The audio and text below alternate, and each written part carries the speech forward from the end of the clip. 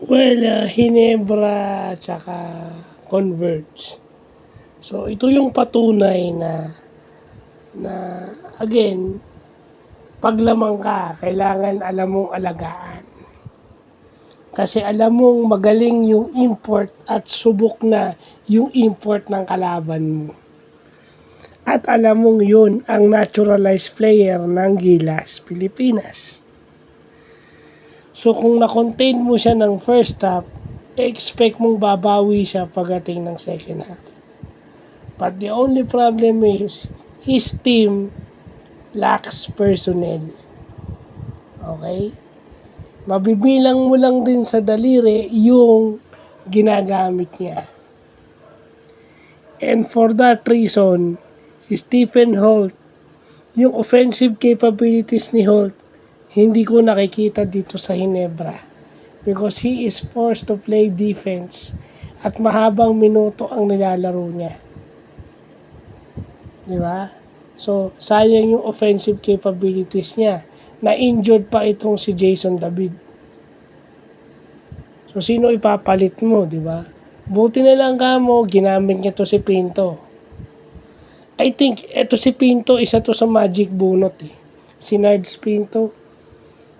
Kaya nga hindi rin mapakawalan to kasi nag-contributor ito kung bibigyan ng pagkakataon. Nakadalawang 3 points. So, nung inupo si Holt, ang pinagbabantay mo kay Mikey Williams ito. Kasi hindi na rin siya mahabol ni Holt eh. Kasi pag si Holt ang binabantayan mo, pinababantay mo pa rin siya sa iba. So marami nang dinidepensa si Holt the whole game. So mapapagod yun. I think, yung maturity lang ng Converge, yun ang nagpatalo sa kanila. At,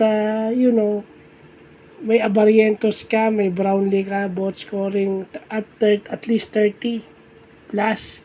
So, those two players, 60 points na agad. Of the 90. Si Troy lang yung rebounder mo dahil Japet is meron daw konting injury. So, hindi mo naman pwedeng pilitin si Isaac ko na agad kasi kababalik pa lang. So, dahan-dahan yan. So, bakit kasi hindi gamitin yung iba? Diba? I mean, nakakaawa na itong players ng Hinebra kasi lahat sila lawit ang dila. But anyways, a win is a win.